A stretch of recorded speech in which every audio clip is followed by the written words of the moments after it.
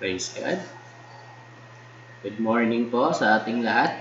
Truly our God is amazing. Amen. And nakakatuwa po kasi ganda nung inawit natin this morning. It's about the grace of God. Hallelujah. Sukdulan po talaga yung biyaya ng Panginoon. And we receive its benefits. Amen. Nung naintindihan po natin yung biyaya ng Lord, grabe. Amen? So, hintayin lang po natin yung iba as we move on to the message. Nakakatawa, no? Yesterday, one of our relatives nag-message po sa akin and they were so amazed dun sa biyaya ng Panginoon. And sabi ko nga kay Pastor John na sana lahat ng mga preachers, pastors will understand the grace of God more deeply, more plainly. Amen? Kasi iba talaga yung biyaya. And yung word po nung kamag-anak namin na yun, sabi niya, grabe. Grabe daw. So sabi ko, pag hindi grabe, hindi biyaya yun. Amen. So hallelujah. So while waiting po for the others, sige po, let's pray po muna. Hallelujah. Father, we thank you, Lord, for an amazing day, Panginoon, O Lord, that you have given us. Salamat po, Panginoon, O Lord, that you are always working. You are always within us, Panginoon, O God. Kasama ka namin palagi, Panginoon, Lord, everywhere. Hindi ka limited, Panginoon, O Diyos. And we are thankful, Panginoon, O God, sa iyong biyaya sa bawat isa sa amin, Panginoon, O God. We know, Lord, that you are talking, Panginoon, O God. You are always communicating with us. Even, Panginoon, sa mga paligid namin, Panginoon, O Lord, everything that's happening around us.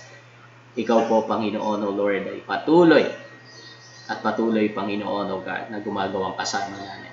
Salamat po ng marami, Lord, and I pray, Panginoon, O Lord, give us an enlightenment sa araw pong ito as we listen to your word, Panginoon, O God. Let the Holy Spirit ang mag-guide sa amin, Panginoon, O God, so we can understand yung message mo for all of us, Panginoon. We honor you, Lord, and we praise your name. In Jesus' name. Amen and amen. Praise God. So, good morning po sa lahat. Hallelujah. Marami pong nag-celebrate ng birthday. Hallelujah. Praise God. Kasama po ako doon, salamat sa Panginoon, for the birthday. Birthday po ngayon ni Jared, si ate, kahapon, si She, ng 15. Amen? Si Raymar. Amen? So, napakarami po na nag-celebrate ng kanilang mga kaarawan. And very related po yung topic natin today, some of us siguro niisip na while we are aging, we are also maturing. So, maganda po itong pag-uusapan natin. Also, this is for the milk tea lovers.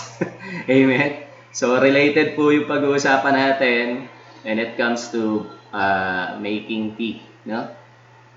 Hallelujah. So, welcome din po. Hallelujah sa ating mga kapatid, kila Pastor John, kila Sister Mariby, yan, kila Karil, Sister Karil, kila Brother Ace. Good morning po sa inyong lahat dyan. Also sa aming relatives in Bulacan, mga kapatid in Pampanga, and everywhere inaabot po ng message na ito. Okay? So, sige po, let's start. Hallelujah.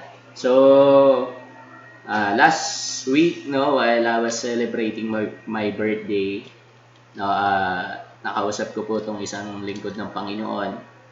Okay? And sabi ko nga sa kanya na sana yung grace ng Lord hindi lang siya maging turo or hindi lang siya maging grupo in particular.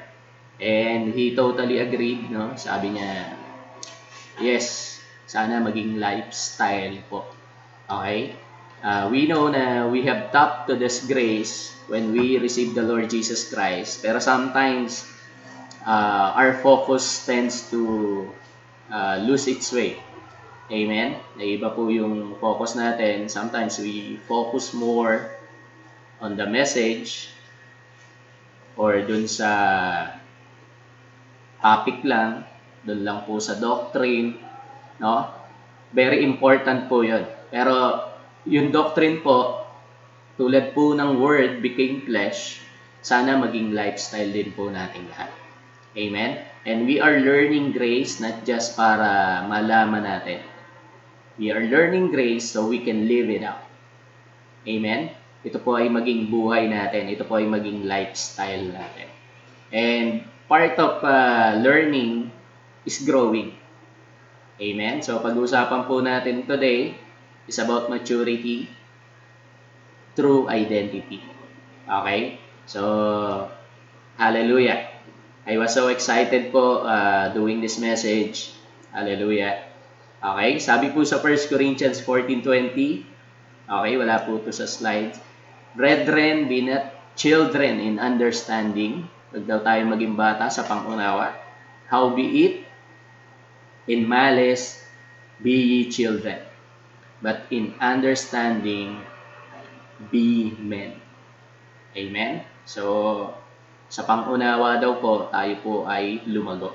Amen? So, when we talk about maturity, we talk about growth, ito po yung mga words na madalas po nating makikita. Okay? So, we often hear these words sa Bible as we read, sa mga preaching, no? Edification, build up, grounded, founded, standing, mature, grow, established. Okay? So, commonly, naririnig po natin yung mga message na yan. Amen po? As we read the Bible. Okay? And, yung po mga words na yan, we will also use sa umaga pong ito. Amen? We will define some words. And, napaka-importante po na maintindihan natin what is the meaning of true maturity. Amen po? We know that we are complete in Christ. When we receive Christ, our spirit is complete. Amen po? But our understanding should develop. Amen? Should grow. Amen? Should be built up. Amen? And pag pinag-uusapan po yung edification, yung growing up, or yung spiritual growth na tinatawag, amen? It should also start ng tama. Amen? Naalala ko yung isang preaching ng isang lingkod ng Diyos, no? He already passed away, pero yung message niya still remains, no? Sabi niya, kapag mali yung botones mo sa simula, no? Lahat na po ng botones mali. Amen? True enough. Dahil kapag nag-start po tayo ng mali, we will end up ng mali. So, napaka-importante po nung simula natin. And it has something to do with the start or the foundation, the base, para po yung paglago natin will also be proper or correct. Amen? At kapag ang Kristiyano po, nag-start po siya ng tama, definitely he will end up, he will live those things ng maayos. Amen po? So, praise God. Marami po tayong babasahing mga verse. Personally, I don't want to just put my opinion dito po sa pinag-aaralan natin. I want na mabasa po mismo natin in the Word of God kung ano po yung tinuturo niya when it comes to maturity and edification and growing up. Amen? So, are you ready? Ito na po yung mga verse. Hallelujah. Let's start po reading these verses. And before we read the verses, meron po tayong questions na sana ho magstay sa mind natin para habang pinag-aaralan po natin tong mga verses na to, masagot po natin. Amen? So, praise God. Yan. So, first question po is, what does the Bible really say about maturity? Okay? Ano ba talaga ang sinasabi ng Biblia pag pinag-uusapan po yung maturity? And how can we consider that a believer is maturing or nagmamature? Amen? So, yan po yung question. So, let's jump into the Bible verses. Hallelujah. Okay. Ito rin po pala, sorry. When we talk about maturity, the Bible talks about these few things, no? It's like a child growing up to being a man. Okay? From childhood to manhood, from seed to a tree. Okay? From a foundation to being a house or a temple. So commonly, mababasa po natin yan sa mga parables ng Panginoon, even kila Apostle Paul. Amen? Hallelujah. So we tend to see these things. Amen? So let's start po. Hallelujah. Okay. Sabi po sa 1 Corinthians 13:9. This is a reminder po sa atin. This is a verse. These are verses after the love verses. Amen? So, mamaya makikita natin. Okay? For we know in part, and we prophesy in part. But when that which is perfect is come, then that which is in part shall be done away. Amen? This is talking about growing. Amen? We know in part, sa panahon po natin, we know just a part. Amen? And we proclaim, we prophesy in part. But when that which is perfect is come, time will come that our understanding will be growing. Amen? And yung part po na yan will be also be done away. Matatapos po. Amen? Sabi dyan, when I was a child, I spake, or I speak as a child, I understood as a child, I thought as a child, but when I became a man, I put away childish things. So kapag nagmamature po tayo, amen, lumalago po tayo sa Panginoon, hallelujah, sabi dyan, when I was a child, yung bata pa tayo, no, nagsasalita tayo, yung pangunawa natin, syempre yung mga bagay lang na pambata. Amen? But when I became a man, I put away childish things. So makikita natin, nag-grow siya, nag-mature siya. Sabi ni Pablo. Amen?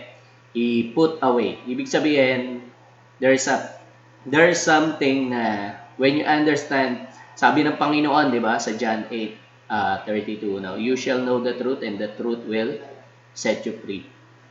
Habang dumadami po habang lumalago po yung pangunawa natin, there are things na inaalis natin. Amen? It's not actually us doing yung pagtanggal, but it's actually when we know the truth that those error, amen, yung mga maling kaalaman ay nawawala. Amen po. So, while we are learning the truth, knowing the truth, it set us free dun po sa mga maling nalalaman natin before. Amen? Siguro pwede nating sabihin nung bata pa tayo, ang surrounding lang natin is yung bahay. Amen? So, wala tayong alam sa mga bagay sa labas. Tulad po ng sanggol, ang tanging alam lang ng sanggol is umiyak at dumede at matulog. Amen? Pero habang lumalaki po siya, nadidevelop po yung understanding niya, lumalawak din po yung pananaw niya sa buhay.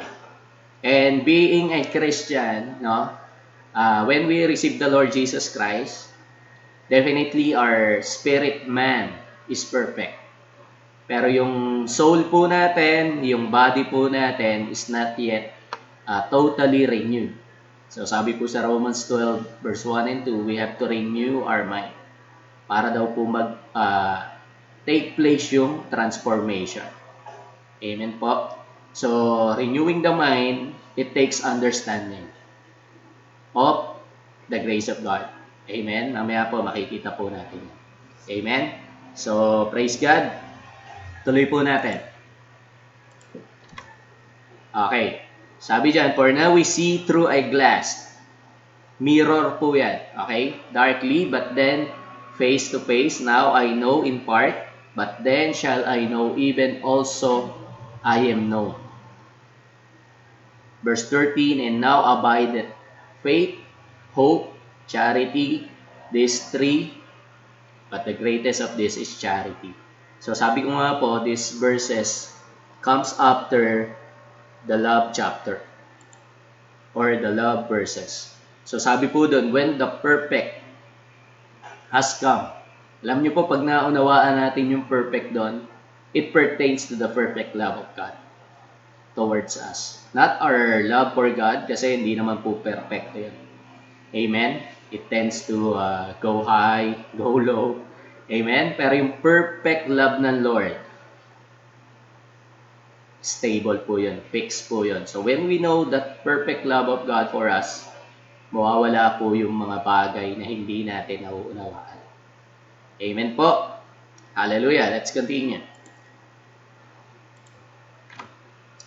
Sabi po sa Ephesians 4:11 hanggang 15 po yata yan. Okay? And He gave some apostles and some prophets and some evangelists and some pastors and teachers. Ano po yung purpose? For the perfecting of the saints, for the work of the ministry, for the edifying of the body of Christ. So lahat po yan, okay, makikita natin, there is a growth, no? There is a stages, no, na makikita natin for the perfecting of the saints. Ibig sabihin, yung mga lingkod po ng Diyos na binanggit sa Ephesians 4:11, ang primary purpose po nila is to deal or to bring up the saints. Okay? Bakit po saints na? Amen? Kasi binanal na tayo ng Panginoon. Ginawa na po tayong mga banal ng Panginoon. Amen? And ang problema na lang is hindi pa natin totally naunawaan. Sabi nga natin, yung soul kasi natin is not yet transformed. Amen? Yung mind po natin is not yet transformed kung sino tayo in the spirit. Okay? For the edifying of the body of Christ. Ibig sabihin po ng edify is to build up. Or same thing po yan ng paglago.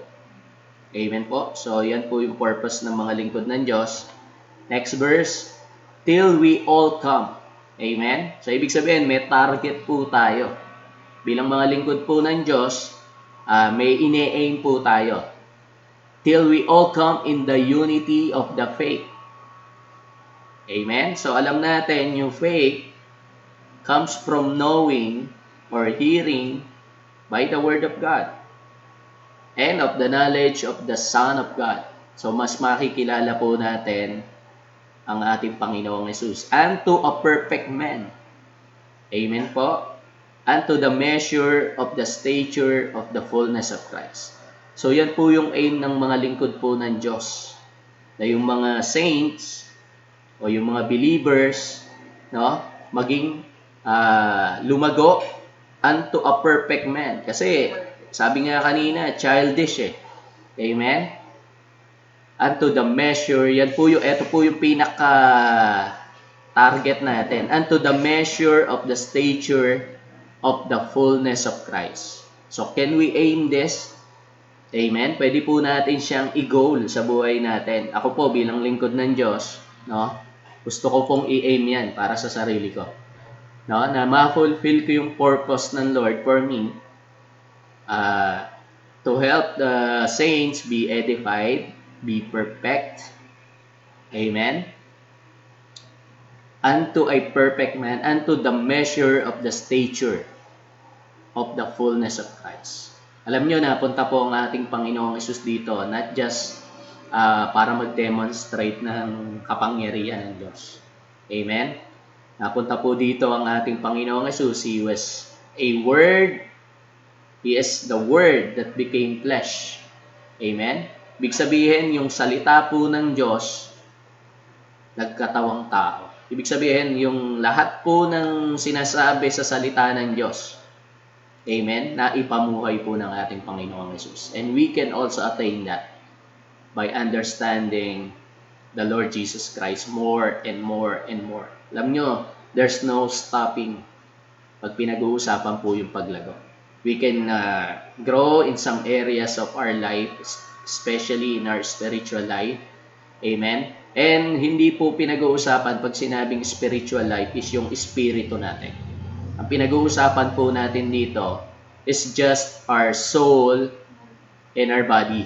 Bakit po? Kasi yung binigay po sa ating espiritu ng Diyos, yung binuhay na espiritu ng Diyos, amen? Which is our being. Yun ka mismo, yung espiritu. Amen? It was a perfect spirit. Amen? Perfecto po yun. Now, para po yung maranasan po natin yung perfection na yun, dapat po yung soul natin, yung thinking natin, no, yung mindset natin, emotions natin, feelings natin, should align dun sa ginawa ng Diyos sa espiritu natin. So, that's why papasok po dyan yung Word of God, yung mga ginagawa po natin na pag-aaral, okay? Para po mas maunawaan natin who we really are. Amen? Kaya po ang topic po natin is identity. Amen po? Unto the measure of the stature of the fullness of Christ. Amen? Yung spirito mo, sabihin na natin ganito, kasing sukat, kasing mature, kasing perfect ng ating Panginoong Jesus. Amen? Yung ugali mo, hindi pa. Amen? Yung thinking mo, hindi pa. Amen? Yung attitude mo, hindi pa. Pero yung spirito mo, ganun na siya. Amen? So, ang ganda na ito mga kapatid. Bakit? We are aiming na maisapamuhay po natin kung sino talaga tayo. Amen? Lagi po itong nababanggit din ng ating mga kasamahang pastor, no? Pastor John, lagi po itong mini-message din sa mga seminar, no? Yung isda, lumalangoy yan. Yun yung nature niya kasi. Amen? Yung aso, tumatahol. Amen? Yung baka, nag-moo-moo. Amen? So, hindi ibig sabihin na yung kapag yung baka tumahol, hindi ibig sabihin aso na siya. Amen po? There's something wrong lang doon sa baka. Amen? Bakit siya na tumahol? Amen? So, sa atin po, bilang mga anak ng Diyos, dapat alam natin yung identity natin. Amen? And we should mature in understanding pag pinag-uusapan po yung mga bagay na to. Bakit po? Para sumunod po yung soul natin kung sino talaga tayo in the spirit. Amen? Kasi nga sabi natin, perfect na po yung spirit natin. Actually, may mga verses po na nagsasabi na yung spirit man natin does not sin and cannot sin. Ibig sabihin, perfecto siya. Kasi bakit? Diyos po ang may gawa. Amen? Hindi po tayo. All we have to do is yung soul renewal, soul transformation, para maging parte na po siya ng buhay natin. Amen po? Hallelujah! So, tuloy po natin. Praise God. Are you excited po ba sa pinag-aaralan natin? Okay. Ito po yung purpose. Okay? Yung mga lingkod ng Diyos, they are teaching us, no? Para daw po lumabas yung perfection from our spirit to our soul and to our body. May purpose po yun. Okay? Bakit po? Sabi sa verse 14 that we henceforth be no more children. Ibig sabihin, lumago tayo. Amen? Tossed to and fro and carried about with every wind of doctrine. Alam nyo, kapag ang totoong nagmamature, mga kapatid, hindi siya basta-basta na sway sa mga doktrina, sa mga katuroan. Amen? By the sleight of men or craftiness, pandaraya, whereby they They lie in wait to deceive. May mga tao kasi, no, that they want to push something, they want to teach something na hindi po tungkol sa true identity ng Christian. Ngayon po, pinag-uusapan natin. Amen? We are perfect spiritually. Hindi po kayang tanggapin ng iba yan. Amen po? So, they will tell us na kailangan mong gawin to, kailangan mong gawin yan, kailangan mong gawin to. Amen? Pero pag naunawaan po natin who we really are in the Spirit, all we have to do is acknowledge, amen, receive, believe kung sino ka in the Spirit. Amen? Para po yung mind natin ma-renew, let's read the Word of God para makita po natin who we really are in the Spirit. Amen? And it will come to pass na pati yung mind mo susunod dun sa kung sino tayo in the Spirit. Amen? Next verse. Hallelujah. Okay. But speaking the truth in love may grow up. Tingnan niyo po yung mga term, no? Grabe. May grow up into Him. Ito po, mababasa natin palagi yan. In Christ, into Him. Okay? Ano po nakalagay dyan? May grow up into Him in all things. Grabe, lahat ng bagay. Amen? Which is the head. Okay, dito, sometimes may sumasabit pa eh. Pag tinanong, who is the head of the church? Amen. Kalungkot yung ibang sagot, pero hindi ko na sasabihin. Okay? Sino daw po ang head? Christ. Amen po. Nakakatuwa po while I was studying this message po, no? Nakita ko that Jesus is the foundation and Jesus is also the head. Amen? Siya po yung pasimula, siya rin po yung wakas. True enough, He is the Alpha and the Omega. Amen? He is the author and the finisher of our faith. Hello? All is found in Jesus. Amen? You want to mature? Know Jesus better. Know Jesus more. Amen? And you will know who you are. Bakit po? We were created in the same image as He is. Amen po. Kung sino si Christ, yun po yung nasa espiritu mo. Yun ka. Yun ka. Amen? Yun po yung identity natin. Amen po. Hallelujah. Sensya na ho kayo. Na-excite talaga ako. Napapahinto ako ng maraming beses. Okay? Next verse. Okay. That Christ may dwell in your hearts by faith, that ye being rooted and grounded in love. Okay? Rooted and grounded. Ibig sabihin, foundation. Amen? Nakaugat ka at yung grounded nakabaon. In love. Okay? Ano po yung love na sinasabi dyan? Mamaya po makikita natin. Tuloy natin basa. May be able to comprehend with all saints. Comprehend, understand, no? Maintindihan. What is the breadth, the length, the depth, and height ng alin? And to know the love of Christ. Okay? Love of Christ. Hindi love for Christ. Hindi po natin pag-ibig yan towards Christ. Amen? Which passeth knowledge. Grabe. Yung pag-ibig ni Kristo, higit po yan sa karunungan. Amen po? That you might be filled. Grabe ho to. Hello. That you might be filled ng alin? With all the fullness. Ulitin natin. That you might be filled with all the fullness. Grabe. All na. Fullness pa. Of God. Amen? Pag naintindihan daw po natin yung love of Christ, amen po ba? Grounded tayo, rooted tayo doon sa love ni Christ. Amen? Hindi lang siya sa karunungan. At mapupuno daw po tayo. Okay? With all the fullness of God. Grabe. Amen po? So, dapat talaga yung mind natin ma-renew. Hallelujah. Next verse. Okay. Sabi po ni Jesus, amen, pinag-aaralan po kasi natin, no?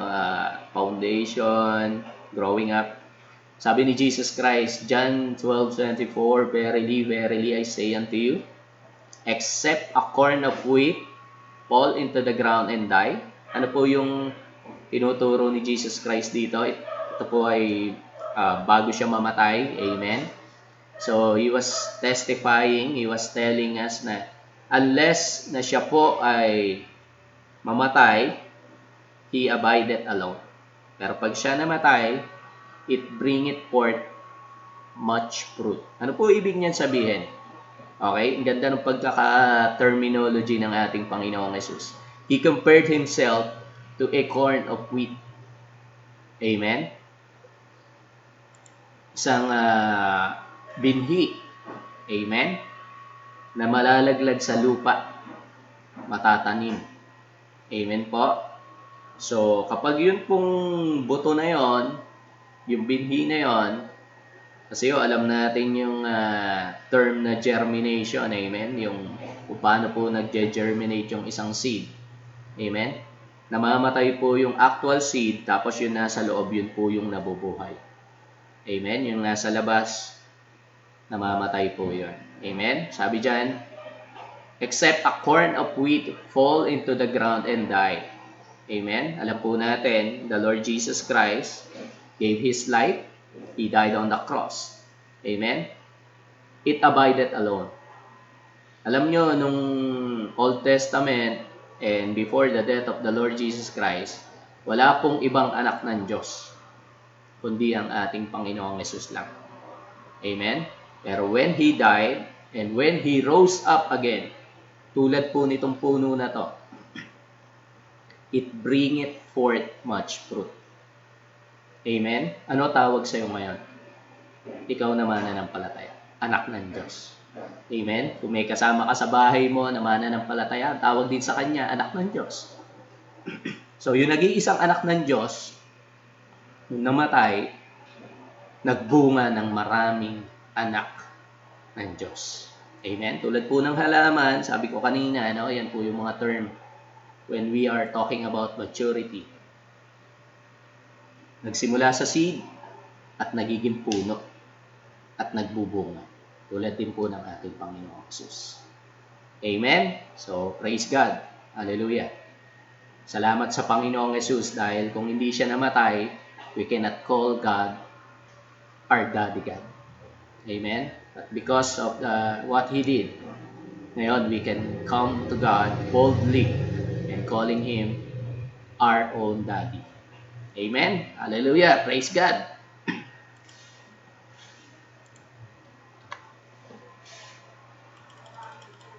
Next verse po. Okay. Sabi po sa 1 Corinthians 3:16, okay? Know you not that you are the temple of God and that the Spirit of God dwelleth in you? Tayo po ay templo ng Diyos. Amen po? But before we became a temple, tingnan po natin. Balikan natin yung mga previous verse. Before you became a temple, yan. Sa verse 11, sabi dyan, for other foundation can no man lay than that is laid. Okay? Wala daw pong pundasyon na pwedeng ilagay, maliban sa nailagay na, which is Jesus Christ. Before a believer became a temple of the Holy Spirit, his foundation should be Jesus Christ. Amen? Some people are claiming, hindi, kami ang templo ng Diyos. Amen? We are the church. True enough.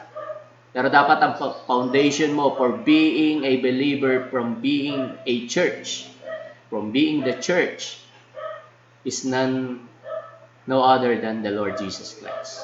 Sabihin ko sa iyo, if your foundation is not the Lord Jesus Christ, you are not His temple. You are not His church. You are not a Christian. Bakit po? Hindi ka nakapound doon sa totoong pundasyon. Amen? So, while reading po yung mga ganito, no, naalala ko po yung sinabi ng Panginoon, I am the way, the truth, and the life. Amen? So, nag-start po tayo sa way when we believe in the Lord Jesus Christ and we know the truth. Amen? Lumaya po tayo sa mga mali. There's also growth dito po sa I'm the way, the truth, and the life. Amen? We started as Jesus being our way. Kala ko dati, kapag pinag-uusapan to, ang pinag-uusapan lang is pagpunta sa langit. Amen? Pero thanks be to God dahil nag-mature po tayo sa pag-unawa ng salita po ng Diyos. We started as Jesus as our only way. Tama po yun. Amen? But hindi po natapos doon. Because we have accepted Him, we have received the Lord, punta po tayo sa knowledge of the truth. Amen? And, yung finality po na mangyayari, yung truth na yon will become our lifestyle. Amen po? And that life is the life of Jesus. Kung anong life meron si Jesus, same life meron ka. That's a very good news. Amen? Kung ano pong life meron ang ating Panginoong Yesus, you have that life. Hallelujah. Amen? Ano pa hanapin natin? John 10:10, a life that is full. Amen po? That's Zoe. Mamaya, madadaanan po natin yan. Hallelujah. Thank you, Jesus. Nakaka-excite. Pasensya na po kayo. Medyo nagsa-sidetrack po ako while preaching. Amen? While teaching. Next verse. Okay. Ito po, from Colossians chapter 2, verse 6 to 10. Yan po yung mga words dyan. Hindi ko na po sinulat lahat, no? Sabi po dyan, walk in Him, in Christ, rooted and built up in Him again. Hallelujah. You are complete in Him. So, nakikita po natin yung completeness natin in Christ. You should be rooted and built up. Not just in knowledge, not just in wisdom, but rooted and built up in Him. In Christ. Amen? So, you can walk in Him. You walk your life, you live your life in Jesus. Amen? So, hindi po natin pwedeng i-separate yung life natin sa ating Panginoong Jesus. Amen? Next verse. Hallelujah. Okay, tumalon po sa verse 19. The head, again, talking about the Lord Jesus Christ, from which all the body by joints and bands having nourishment ministered and knit together, grabe to, increase it. You are growing, you are increasing with the increase of God. Hello? Amen po ba? So I can say na you are growing dun sa level that God gave us. Sabi po ng Bible, from faith to faith, from glory to glory, from grace to grace. Amen? You are now in this level of faith. Next time, another level of faith. Okay? I'm not saying na yung faith ay lumalaki. Amen? I'm saying na nauunawaan kasi natin yung mga bagay patungkol sa biyaya ng Panginoon. Faith cometh by hearing. So when we hear a message about the grace of God, nagkakaroon po tayo ng faith doon. And the next time we hear another message again of grace, another faith is added or increased. Amen? Sa ating buhay. Mas lumalawak po yung pangunawa natin. Mas lumalawak po yung pananampalataya natin patungkol sa Panginoon. Amen po. Hallelujah. So, nasusubaybayan nyo po sana siya, hopefully. Okay? I'm just reading po yung mga verses. Okay? Next. Okay. So, sabi po ng ating kapatid na Pablo, no, kay Timothy, sabi po dyan, all scripture is given by inspiration of God and is profitable for doctrine, for reproof, for correction, for instruction in righteousness. Okay? Ano po yung purpose? That the man of God may be perfect. Hello? Truly furnished. Kumbaga sa bahay, amen? Punong-puno ng kagamitan. Unto all good works. You're equipped unto all good works. Not just few good works, but all good works. Amen po ba? Amen? So, sabi ni Pablo kay Timothy, mula pagkabata, alam mo yung scripture. Amen po ba? Bakit po? Yung pong scripture, napaka-importante sa buhay ng mananampalataya. Okay? Yung scripture daw ay ginagamit, amen, upang yung man of God may be perfect, thoroughly furnished unto all good works. Alam nyo, may sinabi ang ating Panginoon. Okay? Kasi maraming tao, yes, they read the scripture pertaining to the Old Testament, no? Pero bakit hindi nila nakikita ang Panginoon? Doon po sa binabasa nila. Sabi po ng Panginoong Jesus, ito, lagi ko po itong nababanggit. Okay. Sabi ng Panginoong Jesus, you search the scriptures, the Old Testament, for in them you think you have eternal life. Sa tingin nyo, merong eternal life doon sa scripture.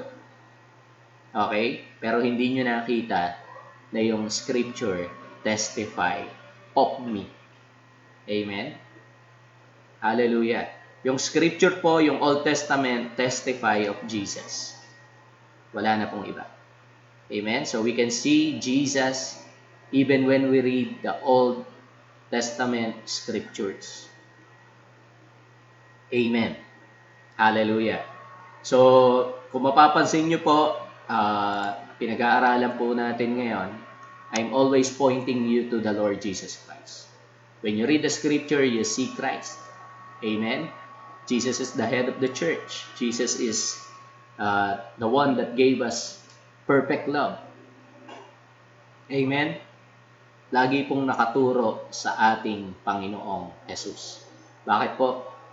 Sabi po dyan, yung Bible or yung scripture testify of Jesus. Amen? So when we read those scriptures, tinuturo po tayo niyan papunta sa Panginoong Jesus. Ano po ang kaimportantehan nito? Kapag nakita po kasi natin kung paano nakita ng Panginoong Jesus yung identity niya. Amen? Nakita niya yung identity niya, who He really is in the scripture. Ganon din po dapat bilang Kristiyano. Makita mo yung identity mo through the scripture, through the Bible. Amen? Sabi po ng James, no? The perfect law of liberty. Yun po yung glass daw po natin. We look into a mirror. Amen? Kapag tumingin ho ba kayo sa salamin, sino po nakikita nyo? Yung kapitbahay nyo? Hindi po. Amen? Dapat ang nakikita mo yung sarili mo. Amen? And we see the reflection of our own self dun po sa salita ng Diyos. Si Jesus, nakita niya yung sarili niya sa scripture. Amen? Sabi niya dyan, no? Sa scripture, it testify of me. So, ibig sabihin, while he was reading the scripture, alam po natin sa mga Hudyo, kahit bata pa sila, nag-aaral na po sila ng Old Testament, nakikita niya yung mga prophecy patungkol sa kanya. Nakikita niya yung mga scripture pertaining to himself. Nakikita niya yung parallelism. Amen? Noong time nila Moses, di ba? Pinatay lahat ng mga bata. During his time, nangyari din po ulit yun. Amen?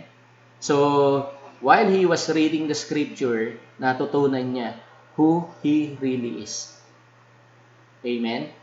So, sa tingin nyo, sino ba nagsabi sa kanya na siya yung anak ng Diyos? It is the scripture na nagturo sa kanya who he really is. Amen? And lumaki po siya. Hindi naman nung baby siya, alam niya na yun eh. Nung sanggol ba siya, alam niya na siya ay anak ng Diyos? Sabihin natin, humingi siyang dede that time? Definitely not. Pero, nung lumalaki po siya, nag-aaral po siya ng scripture, nakilala niya that he was the Son of God and that the scripture is pertaining to him. It is talking, testifying, bearing witness of who he is. So, ganun din po tayo. When we read the scripture, nakikita natin who we are in Christ. Amen? Exciting po to kasi bakit? We will grow, we will be like a child growing unto the man, the man, amen, in full stature of Christ. Amen po. Hallelujah. So hopefully, hallelujah, you are so excited tulad ko po. Amen. Next verse. While doing this, mga kapatid, naintindihan ko po yung word na zozo ng mas maigi. Amen? Yung term po kasi na save is a complete word. Sabi po dyan, made whole. Yes, it was used sa mga may sakit na pinapagaling. Amen? Pero yung, eto po nag-strike sa akin. Yung term po na sozo or save, yung definition niya na made whole. Or lacking nothing. Amen? Sabi po sa Psalms 34:10, the young lions lack and suffer hunger, but those who seek the Lord shall not lack any good thing. Amen? Yung ginawa po sa atin ng Panginoon, we all know that it is complete, perfect. We have a complete redemption. We have a perfect Redeemer. Amen? So yung ginawa niya po sa cross was a perfect redemption. It was complete. It is finished. Kaya po ganun yung term ng ating Panginoong Hesus. Tulad po ng painting or isang obra, kapag tapos na po yan, wala na po tayong pwedeng idagdag dyan or ibawas. Amen? Kasi pag ginalaw mo yan, hindi na yan yung original. Amen po? Tulad po ng ginawa ng ating Panginoong Hesus sa cross, it is already complete and perfect and finished. We cannot add anything to that. Pero nag-benefit po tayo ng salvation, we are also made whole by what Jesus did. Amen? Kumpleto ka, kapatid. You are perfect in your spirit. Amen? All we have to do is palabasin natin yan, who we really are in the spirit. Amen po. So, we are talking about maturity, pero ang pinag-uusapan po natin is just maturing in understanding. Amen? Makilala po natin talaga kung sino tayo. Amen? Doon po tayo mag-mature. Amen? Next verse. Hallelujah. Sabi dyan, your life is hidden in Christ. So, we also have the verse in John 10:28 and 29 na the Lord Jesus and the Father will never let us be snatched from their hands. So imagine po, your life is hidden in Christ. I want to give an illustration po dito. Amen? Paano po natin nasasabi that our life is hidden in Christ? Ano ibig sabihin ng hidden in Christ? Okay, actually, before I demonstrated this, pag sinasabing in Christ, ano ibig sabihin? Na kay Kristo. Pag sinabi pong in Christ, actually, this was talking about a seed. Amen? Binhi. Okay? Dati po, tayo po ay nasa binhi ni Adan.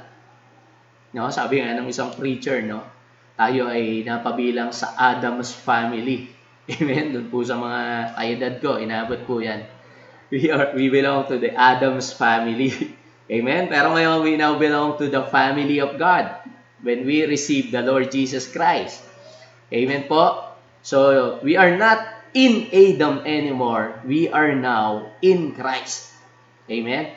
So, there's a seed. Amen? So, I'll give you an illustration po.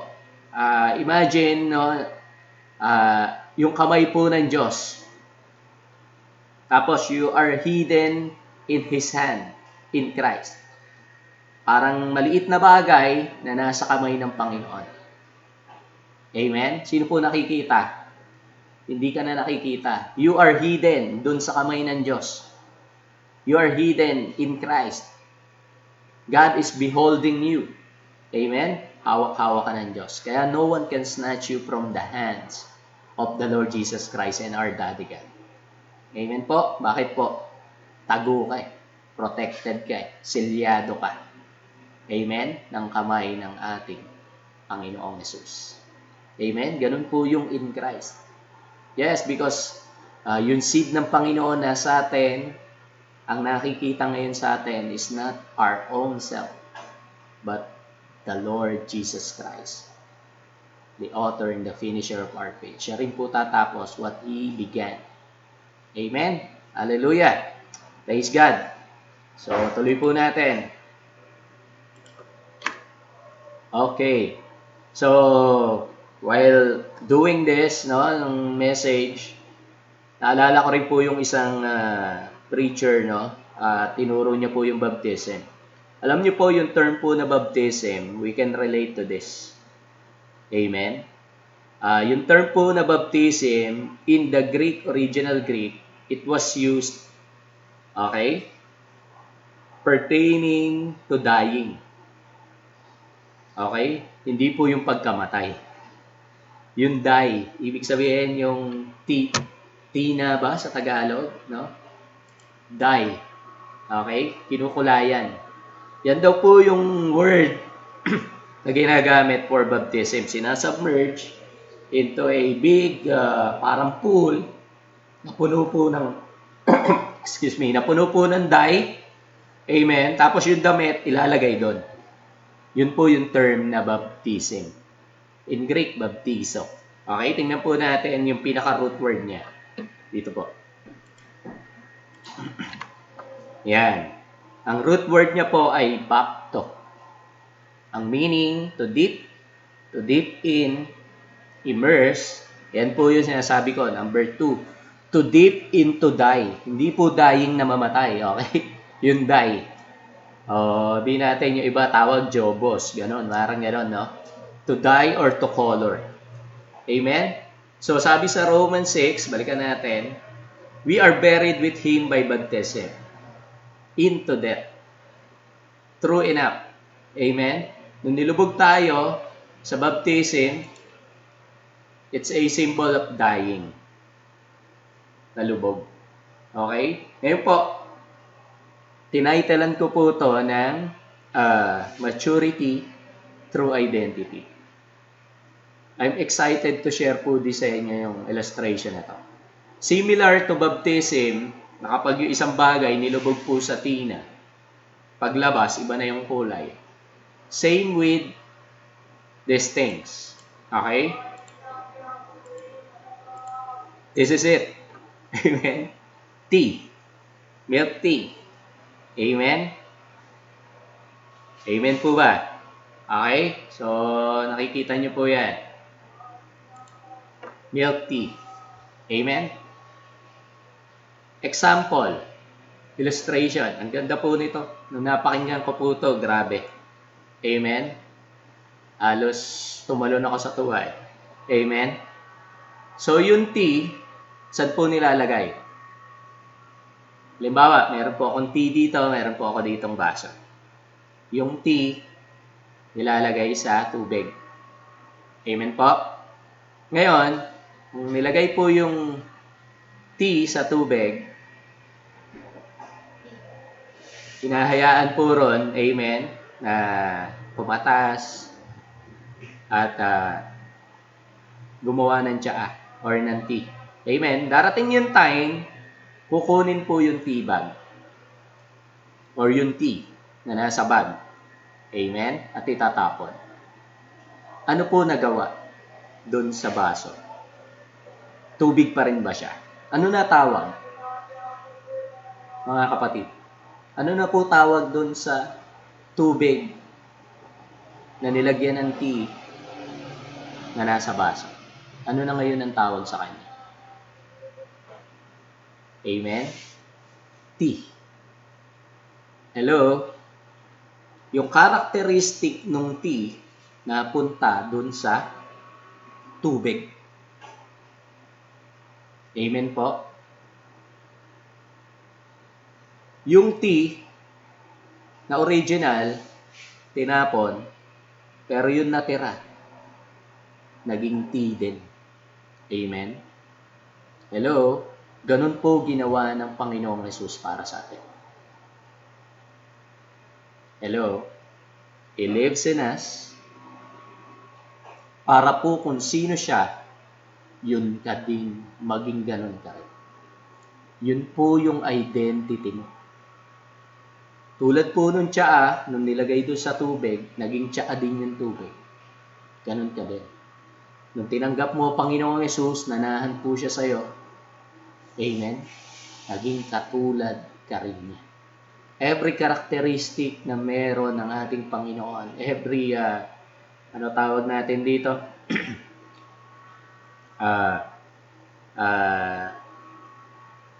The nature of God, the nature of Christ now lives in you. Isa kang tsaa. Amen? Isa ka ng tsaa ngayon. Hello? Amen po ba? Hopefully, na-get po natin yung illustration na yan. And while studying, napakatindi po ng binigay sa atin ng Panginoon.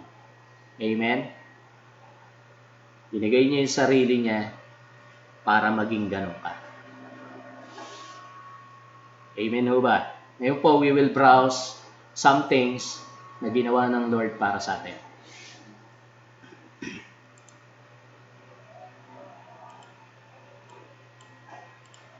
Okay. Hallelujah. You receive the love of God. Amen?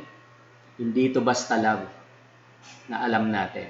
It is the love of God nilagay sa iyo. Parang tsaa, imaginein natin, okay? Parang dye. Okay? Nilagay sa loob mo through the Lord Jesus Christ. Next thing, the righteousness of God now lives in you. Now dwells in you. You are the righteousness of God in Christ. Next thing, you have the glory of God inside you. Amen. Sabi po yan sa John chapter 17. Okay? You have the nature of God. You have the life of God. The Zoe inside of you. You have the faith of Christ now inside of you. Amen? You have the peace of God sa kaloob-looban mo, kapatid. You have the Spirit of God inside of you. Lahat po yan, tulad po nung tsaa. Amen? Imagine niyo nilalagay po dun sa tubig. Amen? Which is us. Tayo po kasi yung container. Amen? Jesus Himself is inside of you. Hello? And God Himself is inside every believer. Hello? Amen ho ba? Nakakatuwa po, no? Kompleto po yan. Actually, marami pa po eh. Amen? And kung i-imagine natin, nilagay po yan sa atin. Sabi, we have this treasure in our earthen vessel. Amen? Bakit daw po? So that the glory will be of God and not of us. Amen? Hindi na po tayo yung nakikita. Amen? Ang magiging tawag po sa atin, kung nalagyan tayo ng tsaa, magiging tsaa ka din. Kung nalagyan ka ng Diyos, no? Yung spirito mo, amen? Kamukhang kamuka ng Diyos. Amen po ba? This is because of the grace of God. This is because of what the Lord Jesus Christ has done for us. Yung spirito mo, perfect. Yung spirito mo, amen? Complete. Yung spirito mo, meron niyang lahat ng bagay na yan. Yung spirito mo, kamukhang kamuka ng Panginoong Jesus. Amen po ba? All we have to do is believe and receive and accept. At i-renew po natin yung mind natin towards what the Bible, towards what the Scripture is telling us. Amen? At makikita po natin, this will come to pass sa buhay natin. Magiging lifestyle mo yan, kapatid. I believe with all my heart. Magiging lifestyle mo who you are. Your true identity. Amen? Will be revealed. Will be a revelation sa'yo. At ito ay magiging buhay mo. The way, the truth, and the life. It will become our life. Amen ho ba? You're growing, kapatid. Huwag mo isipin na Huwag kang mag-focus dun sa failures. Na sometimes people are saying na hindi namin makita yung pagiging Kristiyano mo. Amen? Just grow. Just believe what the Lord Jesus Christ has done for us. Tingnan po natin sa salita ng Diyos kung sino tayo sa Panginoon. At mangyayari po yun. Our God is faithful. Amen? Hindi po niya tinitingnan yung kamalian natin. But He is looking dun sa tinapos na gawa ng ating Panginoon Jesus. Amen po. Hopefully, nagkaintindihan po tayo sa umaga pong ito and hopefully you are blessed with the message. Ang totoong maturity is your identity. Amen po. We grow to this identity every day, every moment of our life.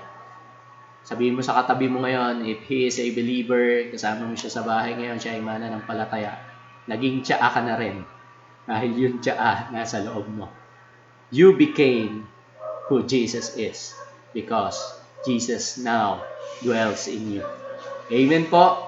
Hallelujah. God bless po sa inyong lahat and a pleasant day po. Salamat po sa Lord sa message niya na to. And hopefully this message will be an inspiration po para makapamuhay po tayo sa kalooban ng Diyos. Amen. So sa amin po mga kapatid, in Grace-Filled Ministry, we will be doing the communion. So if you have prepared po yung elements for communion, sige po, let's pray. Hallelujah. Salamatan po natin ang Panginoon.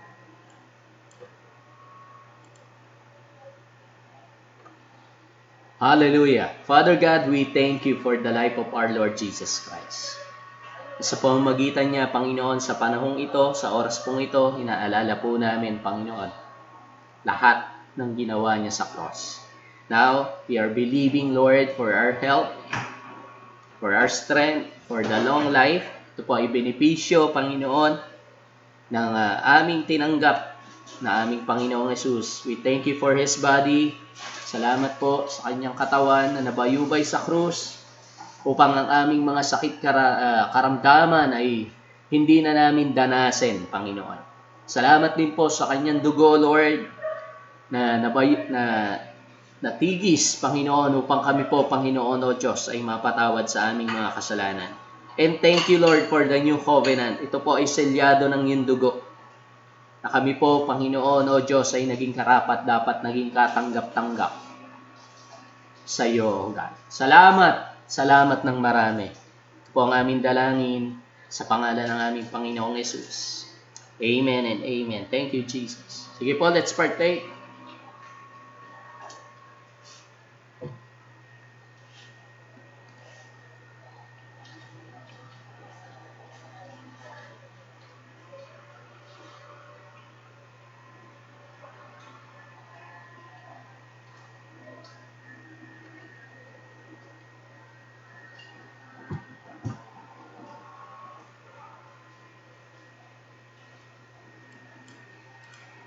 Hallelujah. So, kung first time mo po nakapakinig sa message na ito, we are inviting you to give us a PM kung meron kang prayer request and if you want to accept the Lord Jesus Christ. We are you are very welcome, no? Pwede ka namin tulungan, pwede ka namin ipag-pray, pwede ka namin i-guide sa iyong walk with God. Amen? So, pasalamat po tayo sa Lord in a prayer. Thank you, Jesus. Thank you, Father God. Thank you, Holy Spirit. Maraming salamat po sa mensahe na amin pong natunghayan sa umagang ito. We are hoping, Panginoon, O Lord. We are praying, Panginoon, na mas maintindihan pa ng aming mga kapatid. Even I myself, Panginoon, O Lord, who we really are in you, Panginoon, O God. Salamat po, O Diyos, dahil Ikaw po ay nananahan sa amin, O God. You are our foundation, Panginoon. Ikaw po yung start and yung finish namin, Panginoon, O God. We consist, we are identified with you, we are hidden in you, O God. Kami po, Panginoon, O Lord, ay katanggap-tanggap dahil sa ginawa mo sa cross. Salamat po, Panginoon, O Lord. May we increase in wisdom. May we increase, Lord, in understanding what you have accomplished on the cross for us. Dahil po sa ginawa mo, eto kami ngayon, Panginoon, O God. We look like Jesus in our spirit. We are of the same stature as the Lord Jesus Christ in our spirit. And I pray, Lord, yung mga minds po namin, ma-renew every time we read, makarinig din, Panginoon, O Lord, ng mga preaching about your grace, Panginoon, about your love towards us, Panginoon, O God. At dito po kami ma-rooted at ma-build up, Panginoon, O God. Ma-grounded, Panginoon, O God. All because of your love towards us. Salamat po, Panginoon, O Lord. I declare blessing upon the life of our brethren, Panginoon, sa aming mga kapatid, Lord, in Makati, in Tondo, in Caloocan, in Pampanga, in Bulacan, and sa lahat po na nakakapakinig ng message na to, even yung mga kapatiran po namin in the north, sa Nueva Vizcaya, Panginoon, O Lord, sa Ifugao, Panginoon, sa Quirino, even sa mga mahal naming mga kapastoran, Lord, in E411, even, Panginoon, O Lord, sa aming kapatid na Pastor Alex and sila Pastora Annie, Panginoon, in Guam, Panginoon. Maraming salamat po even for their families, Panginoon, O God. Salamat po, Lord, at patuloy, Panginoon, O God, ma-reveal ka pa sa amin, Panginoon, O God. Salamat po, Lord, for the Spirit guiding us today. Salamat din po, Panginoon, O Lord, sa buhay ng bawat isa that have joined us. We claim, Panginoon, your favor. We claim, Panginoon, your love. We claim, Panginoon, O God, everything about you that you intended for us. Salamat po, Panginoon. Also, I declare blessing sa lahat po na nag-celebrate ng kanilang mga kaarawan, Panginoon, O Lord. Patuloy, Panginoon, O Diyos. Ibuhos mo, Panginoon, O God, ang iyong masaganang biyaya sa aming mga buhay, Panginoon. Ikaw po ang mapapurihan, ikaw po ang makita, ikaw po ang matanghal. Ito po ang aming dalangin in the mighty name of our Lord Jesus Christ. Amen and amen. Salamat din po sa aming mga kamag-anakan dyan in Sinami, kila Kuya Abet. Amen. Kuya Abe, kila Tita. God bless po sa inyong lahat. God bless po and have a good day po sa kantsa. Amen. God bless you.